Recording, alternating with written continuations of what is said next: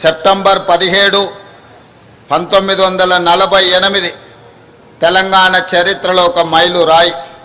అదేవిధంగా డిసెంబర్ 7, 2023 స్వరాష్ట్ర ప్రజాస్వామ్య ప్రస్థానంలో మరో మైలురాయి.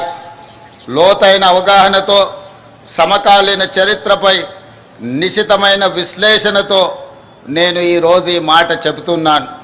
ఎన్నో ఆశలు ఆకాంక్షలతో మొదలైన స్వరాష్ట్ర ప్రస్థానం తిరిగి మళ్ళీ నియంతృత్వ నిర్బంధంలోకి జారిపోయిన తీరు గత ప్రభుత్వంలో మనం చూసాం.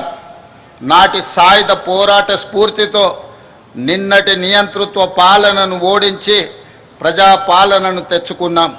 అందుకే డిసెంబర్ 7, 2023 కూడా ఒక చారిత్రాత్మక సందర్భంగా భవిష్యత్ తరాలకు గుర్తుండిపోతుందని నేను భావిస్తున్నాను.